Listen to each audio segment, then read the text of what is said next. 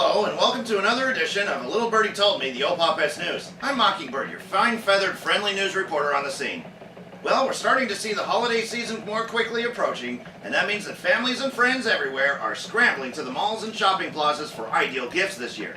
Though not everybody can afford to buy extravagant gifts for their loved ones. McDonald's insists that instead of giving bonuses and raises, instead, they give some very stern advice to their employees to make ends meet this year.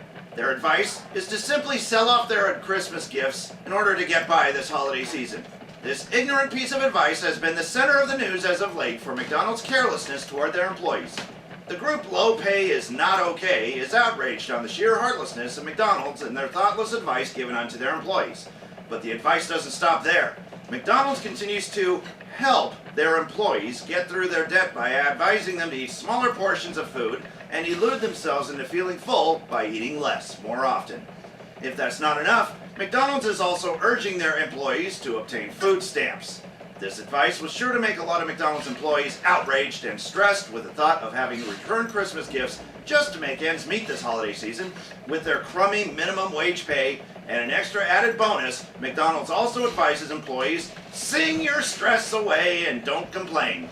Complaining for 10 minutes will raise stress hormones by 15%. What a nice way of saying, there won't be any bonuses or raises for anyone this year. Don't like it? Sell your Christmas gifts, eat less food, turn off your heat this winter, and get on food stamps. But don't complain about it. Wouldn't want our employees to increase their stress hormones by 15%, now would we? Now let's have a song. From a company that seems to care nothing toward their employees, and especially around the holiday season, seem to be dishing out a lot of careless advice, rather than using the revenue they make each year to give bonuses and raises, and just goes to show how careless and heartless McDonald's has been getting as of late, thus taking the Most Heartless Employer Award from Walmart and handing it straight over to the executives of McDonald's, who can afford to take 2 vacations in Barbados every year and drive around in BMWs encrusted with diamonds, while their employees have to suffer in debt and struggling with bills, rent, and expenses on a crummy $7.15 an hour wage. Congratulations, McDonald's. You just won the Not Giving a Rat's Patootie for Employees During the Holidays Award. I wonder how Arnold Schwarzenegger would handle things with McDonald's employees. Stop whining. Yep, that would do it. Those of you that are fans of the film series Fast and the Furious will be saddened to hear the death of Paul Walker.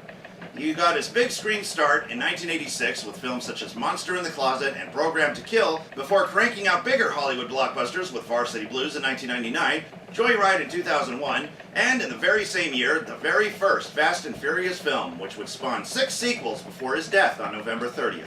He was 40 years of age. What was so ironic about this article is that it's been widely known that in his off time, Walker loved tooling around with cars, whether it's fixing them, driving them, or racing them. Paul Walker really lived out his Fast and Furious role in his real life, and also performed his own stunts for the film. Walker's cause of death was an involvement in an automobile accident. This may seem very ironic for a stunt driver to die in a car crash on the street, but he was not the driver of the vehicle. According to the accident report, Walker was accompanied by friend and assistant for his charity Reach Out Worldwide, Roger Rodas. Rodas was also the CEO of Walker's Always Evolving, a detail shop for high-end automobiles in the Valencia, California area. They were just leaving a charity fundraiser in Valencia when Rodas lost control of the vehicle, causing it to collide into a light post, killing both Rodas and Walker instantly at the scene. Los Angeles County Sheriff's Department stated that fast and reckless driving may have been the cause of their deaths, for they have discovered burned rubber and donut marks were found near the scene of the accident in the shape of figure 8s.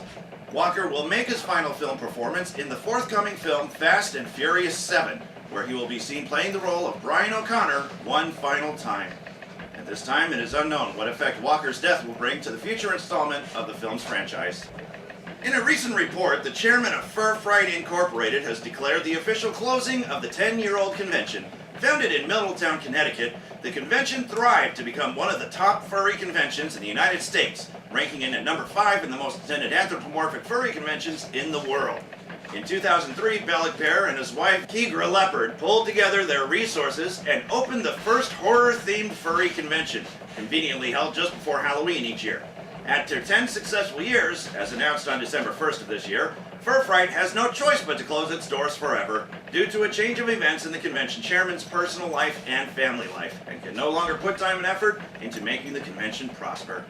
Currently, the remaining staff members are in talks about taking over the convention, but might most likely be given a whole new name. So those of you that enjoyed Furfright in the past will now always remain as a distant memory. And what future does the closing convention hold with this resurrection? We have but to wait and see what the future will bring us.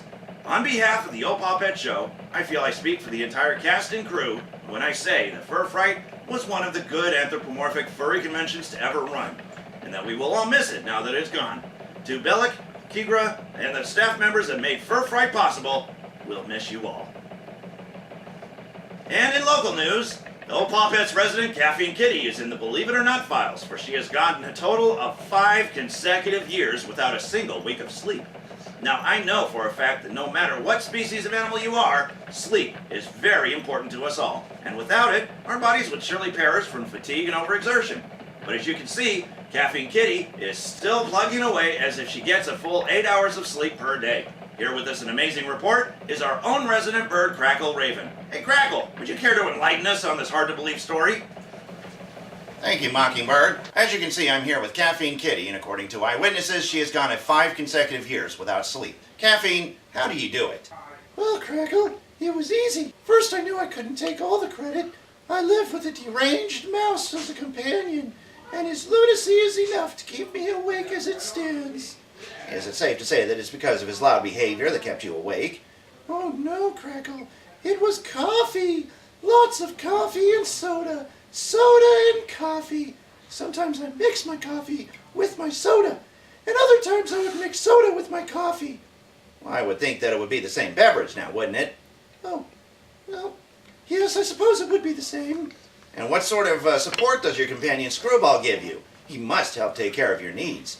Oh, we take turns at that department, Crackle. Sometimes I'll take care of him, and he'll take care of me. But when we're not mulling over a cup of coffee, or soda, Sophie, or Kafta, we're staying up late at night to devise plans to destroy the universe. Oh, I see. Well, how is that going for you? So far, none of our plans worked. Now, Screwball, I understand that sleep is very important, especially for a crafty mind such as yours. But wouldn't it be safe to say that Caffeine needs her fair share of sleep as well, so that she can be more effective in your plight to take over the universe? Actually, it's because she's so sleep-deprived that we're coming up with these crazy ideas in the first place. And how does that make you feel, knowing that your own loving companion has not had a wink of sleep in over 5 years? I'm very aware of that, Crackle. Which is why I made this dear anniversary present. It's a special device that would simulate an 8-hour sleep cycle in just 1 minute. I call it the micro snooze. Observe. Caffeine, come on, get in.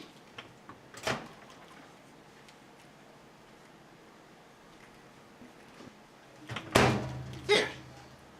Now I just set the timer for 1 minute, and then we start her up. There we go. Not to interrupt your experiment, but did you just put caffeine into a microwave oven? That is exactly what people want me to think, isn't it? That I would deliberately nuke my own sweet love in order to take over the benefit of being the sole destroyer of our universe in effort to gain solitary power. But that really is a microwave oven. Perhaps you are right. Only a few seconds more and... Bing! She is done sleeping. Come on now, darling. Enjoy everybody. You're okay. You tried to nuke me. I can't believe you, Snookums. Oh, my goodness and goshness. You're right. That was the microwave oven, wasn't it? Oh, my darling kitty. I'm so sorry. Please do forgive me. You smell hot coffee. Baby, are you using a new shampoo? Oh, you smell like the hills of Colombia. That's the sweetest thing anybody's ever said to me. And how do you feel, my precious? Ready to face another day, my sweet. Ah, it worked. I told you it would work. The micro snooze was a success. In 1 minute's time, her energy is restored. I'm going to be rich.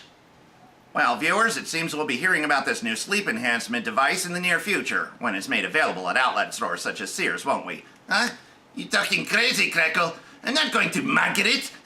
Far from it. It's gonna be the only one in existence, and I will charge people to use it. It'll make lots more money that way. Who's next to try out my micro snooze device? Hey, Crackle, you look a bit on the tired side. Oh, why don't you give it the whirl? No thanks, Screwball. I gotta head back to the newsroom and pronto. Back to you for the news, Mockingbird. Hey, wait, come back here, I need test subject. Thanks, Crackle. Just be thankful Thanksgiving is over. Wouldn't want another cooked bird on our paws, wouldn't we? That's all the time we have for tonight's update. Keep tuning into Pawpets for more live updates as news progresses. This is Mockingbird, your fine feathered friendly news reporter on the scene. Thanks for tuning in.